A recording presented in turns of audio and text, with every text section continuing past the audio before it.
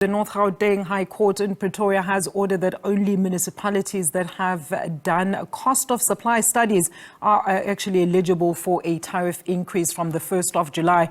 Now, according to Nersa, 178 municipal distribution companies have actually been approved for tariffs. Energy analyst Mr. Mthunzi Luthuli actually joins us to further this conversation. Welcome, Shiba. Thank you so much for your time. So please help us understand, firstly, what this court order actually entails. Good afternoon and good afternoon to the viewers. Basically, the court order says that the way the tariff increase, that is currently on the table or was on the table until yesterday before the court order, was unlawful. And the reason for that is that most municipalities did not use what is called the cost of supply methodology in order to determine their tariffs. Mm-hmm. And because of that, the tariffs are unlawful, and therefore they were set aside. It looks like only 66 municipalities out of the 178 or so actually used the cost of supply methodology to determine their tariff increases. Mm-hmm. So this is what it's about. All right. And then which municipalities then are these? I know you mentioned about 66, right, that have actually done their cost of supply studies. And what exactly is their data actually based upon, Mshib? So like the price of any product, mm-hmm. What you need to be able to do is that you need to say, this is what it costs me to make this product, mm-hmm. Okay? All your input costs, etc., you take those into account, and then you then say, right, it cost me so much, a reasonable profit or markup to make on this is X amount, and then you add that on top of your cost, and then you determine the final price. Mm. Now, electricity is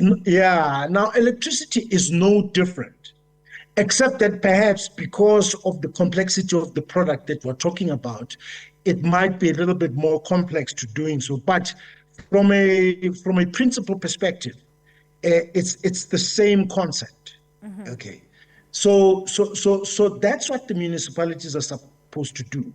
They get notified of the ESCOM increase, and then on top of that, they have to add two things: the cost, what it costs them to get that electricity from receiving it from ESCOM to your home, mm-hmm. or to a business or a manufacturer, mm-hmm. and then plus whatever justified markup they then need to make on top of it. Mm. So that's what they needed to do, and most of them did not do it. And this is the yes. Very interesting explanation there. Thank you so much, Mshibe, for that. I mean, so basically, it actually applies to the third-party VAT, in other words. So let's talk about the approved tariffs right now for the 12.8% that Nersa has actually already approved. Already, electricity is quite costly, and the implementation of these might actually lead for some to be without. So economically and socially, how does this then affect business as well as socio-economic activity, especially for those who depend or run township-based businesses and actually heavily rely on power supply? Yeah, the electricity costs have gone up by crazy amounts in the last 12 years or so. Mm. And I worked out the other day that since 2009, electricity costs have gone up by about 600%. 600%. That's a huge amount. Absolutely. And it affects both. Yeah, and it affects both households and businesses alike. And it leads to all sorts of things. Inflation increases because you know, when manufacturers make products, when they manufacture foods, or when farmers have to produce foods, they use electricity, and all of these things go into the cost of all of those things. So it does hit households hard, and it hits businesses hard. And not just local business, but businesses who export their products. You know, it makes them uncompetitive on international markets. So yeah, it has a devastating effect on households, on businesses, and on the economy as a whole. And then, Mshibe, what would be then a viable solution to actually deal with this situation? Will the proposed introduction of the different energy mixes actually try and assist in one way or another for consumers? Okay.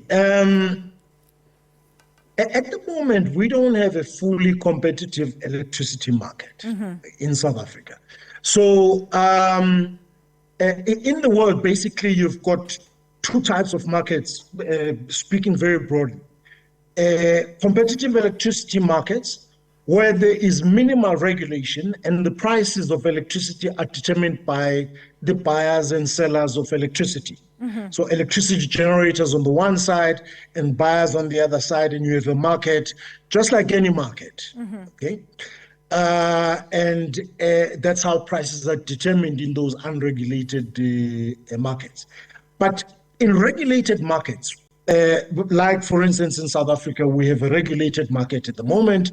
The regulator is Nersa, the National Electricity Regulator of South Africa. But in regulated markets, you have to have a proper tariff determination methodology or price determination methodology. And what we have at the moment is that our tariff determination methodology is not 100% what it should be. And the different licensees do not subscribe to it, or some do and some don't. So we have to harmonize our electricity pricing determination methodology. Once we do that, it will help in firstly just streamlining the whole electricity price determination process, so that we don't get these kinds of shocks that we are getting every year. That's the first point. But the second point, I think that if it's done properly, it will help to decrease the rate at which the electricity prices have been going up. All right. Yeah, and unfortunately, that process has not been finalized yet. Nersa has been at it for some time, and there are fights between Nersa and Eskom and the municipalities. And so that whole process needs to be harmonized. And once it is harmonized, we will begin to see some stability. A very quick one, Mshibe, before I let you go. I mean, speaking of those fights, I don't know if you heard the story leading to this interview, that from the 1st of July, 200 Rand will be deducted monthly in order to cover network as well as service charges to prepaid users here in some parts of the municipalities here in Johannesburg. I mean, in layman terms, what does this actually translate to? The city power has claimed that this is necessary for them to recoup some of their, I think it's infrastructure and service costs. Yes.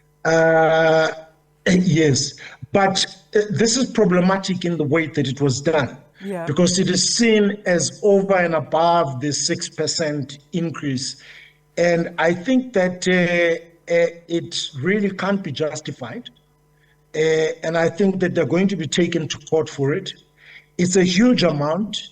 It means that if you buy, you're going to recharge for 200 Rand, only 70 Rand, because my understanding is that it's not 200, it's actually 230 Rand. So, it means if you go and you try and recharge for 200 Rand, it's only 70 Rand that's going to buy you units The rest, basically, as far as the consumer is concerned, goes down the drain.